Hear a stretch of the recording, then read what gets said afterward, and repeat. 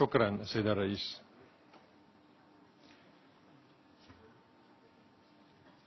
سأبدأ من حيث انتهى زميلي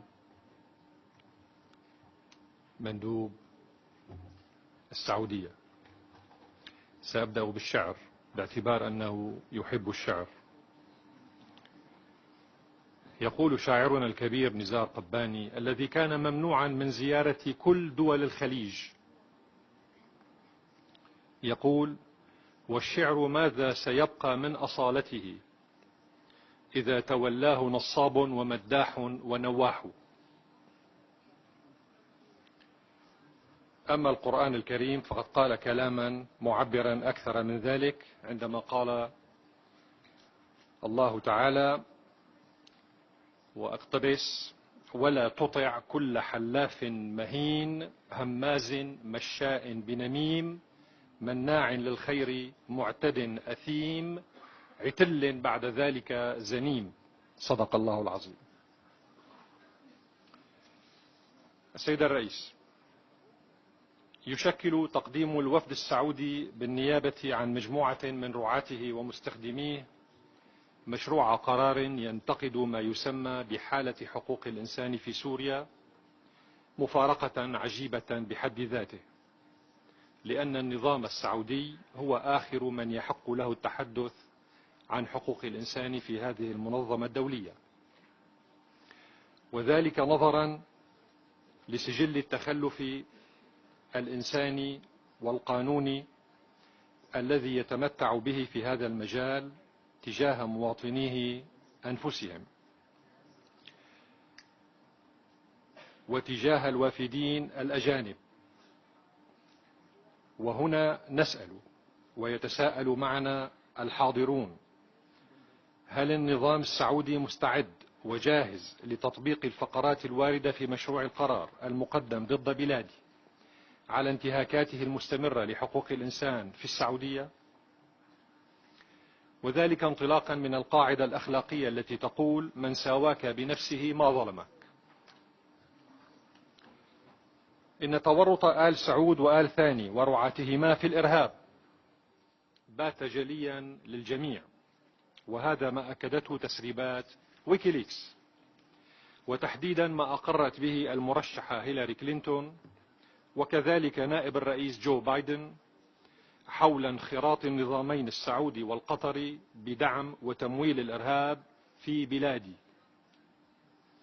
ناهيك عن التقرير الصادر عن شركة تويوتا اليابانية بناء على طلب من حكومتي سوريا وروسيا الاتحادية، اللتان زودتا الشركة اليابانية بآلاف الصور الملتقطة بعدسات الأقمار الصناعية للسيارات التي تم تزويد داعش بها في سوريا والعراق.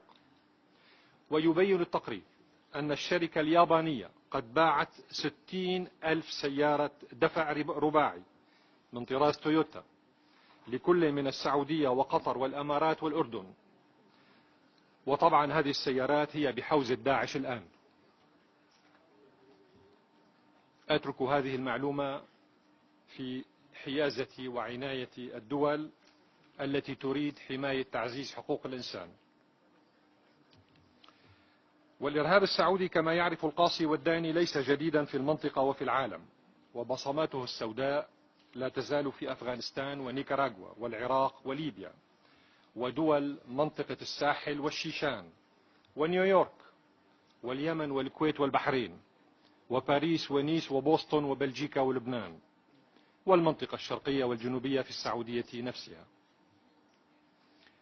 وقد خاطب الرئيس الأمريكي المنتخب دونالد ترامب آل سعود حديثا قائلا، وأقتبس: لا تعتقدوا أن المجموعات الوهابية التي خلقتموها في بلدان العالم وطلبتم منها نشر الظلام والوحشية وذبح الإنسان وتدمير الحياة، لا تظنوا أبدا أنها ستقف إلى جانبكم وتحميكم، فهؤلاء لا مكان لهم في كل مكان من الأرض إلا في حضنكم وتحت ظل حكمكم، لهذا سيأتون إليكم من كل مكان وسينقلبون عليكم ويومها سيقومون بأكلكم. انتهى الاقتباس. وهذا بالضبط ما قاله الشاعر العربي أيضا، وهو: وإذا تركت أخاك تأكله الذئاب فاعلم بأنك يا أخاه ستستطاب، ويجيء دورك بعده في لحظة إن لم يجئك الذئب تنهشك الكلاب. إن تأكل النيران غرفة منزل فالغرفة الأخرى سيدركها الخراب. ولكن هيهات من يفهم هذا الكلام. السيد الرئيس، إن مشروع القرار المطروح أمامنا اليوم يؤكد حالة الهستيريا والعجز السياسي لكيان آل سعود وشركائه ومشغليه إزاء الانتصارات التي يحرزها الجيش السوري والقوات الحليفة التي تساند الحكومة السورية بناء على طلبها في القضاء على سرطان الإرهاب السعودي القطري الوهابي الذي امتد إلى بقاع العالم أجمع. ويظهر الفشل الذريع للعدوان السعودي على اليمن وسوريا والعراق أن داء جارجارين العدوان يأكل صاحبه من الداخل. ويحق لنا أن نسأل: كيف للسعودية وهي دويلة بدائية غير طرف أصلا في العهد الدولي للحقوق المدنية والسياسية حتى الآن أن تنبري لتقديم مشروع قرار ضد سوريا حول حقوق الإنسان؟ إن تقديم هكذا قرار يقوض بحد ذاته الجهود الجماعية المبذولة لتعزيز الحوار البناء والثقة المتبادلة بين الدول الأعضاء التي يسعى البعض منها وبشكل علني للتشويش والقرصنة على آليات التعامل مع حقوق الإنسان، لا سيما الاستعراض الدوري الشامل، وذلك في ظل النكسات التي ألمت بأجهزة الأمم المتحدة، ومن أبرزها ترأس إسرائيل للجنة القانونية في الأمم المتحدة هذا العام، وكذلك شراء السعودية مقعدا لها في مجلس حقوق الإنسان، وترأسها للمجلس ذاته في العام 2015. ولا نستغرب والحال هكذا أن تترأس داعش مكتب الأمم المتحدة لعمليات حفظ السلام في العام القادم، وأن تترأس جبهة النصرة أو بوكو حرام أو حركة الشباب أوتشا أيضا. وما من شك في أنكم اطلعتم كلكم على الابتزاز السياسي والدور المافيوي الذي مارسه الكيان السعودي عندما وجه تهديدا للأمين العام بوقف المساعدات المالية وقطعها عن برامج الأمم المتحدة ووكالاتها المتخصصة، لا سيما وكالة الأونروا، وذلك لإجباره على سحب اسم ما يسمى التحالف الذي تقوده السعودية ضد أبناء اليمن الشقيق من التقرير الذي أعدته المقررة الخاصة المعنية بالأطفال والنزاعات المسلحة. ومن المؤسف والمعيب أن يشبه سفير الكيان السعودي في واشنطن عبد الله آل سعود عدوان بلاده على اليمن بأنه مثل ضرب الزوج لزوجته لدى رده على سؤال مراسل الانترسبت الأمريكية، وهو رد يشرح ذاته بذاته ولا يحتاج إلى مفسرين وهابيين وخطباء مفوهين كالمندوب السعودي هنا لشرح مدى تخلفه وعقمه الحضاري والفكري.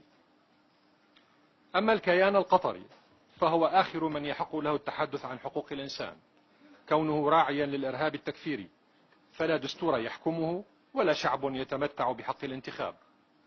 وما تسمى بالمؤسسة الحاكمة الديمقراطية القطرية تعتمد على انقلاب ابن العم على ابن العم، والابن على الأب، والأخ على الأخ، بشكل يسمونه بالانتقال الديمقراطي الشفاف، والمواطن القطري هو آخر من يعلم.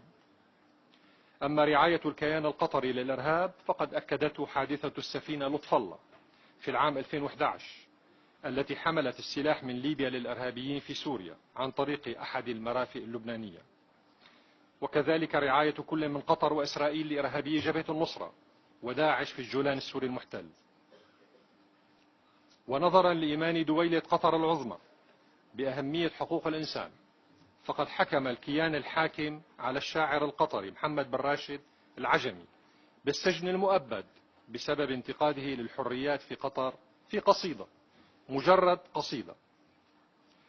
كما تنضم تركيا للسعودية وقطر ليس فقط في تبني مشروع القرار هذا، وإنما في رعاية الإرهاب وغض النظر عن إدخال عشرات الآلاف من الإرهابيين الذين عبروا الحدود إلى سوريا برعاية السلطات التركية دون أن تحرك هذه السلطات ساكنة. وهذه حقائق موثقة يتحدث عنها النائب التركي عن حزب الشعب الجمهوري المعارض آران أردم في وسط البرلمان التركي، وليست مجرد ادعاءات أو اتهامات إعلامية لا قيمة لها.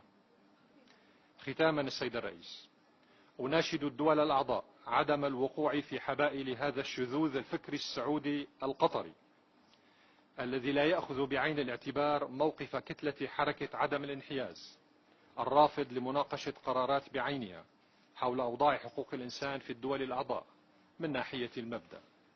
وبناء على كل ما سبق وحماية لعدم تسييس مسائل حقوق الإنسان، أدعو الدول الأعضاء للتصويت ضد هذا القرار الآثم الذي يطيل أمد الحرب الإرهابية على بلادي ويقوض أي مسار سياسي وينصب الإرهابي مدافعا عن حقوق الإنسان في بلادي.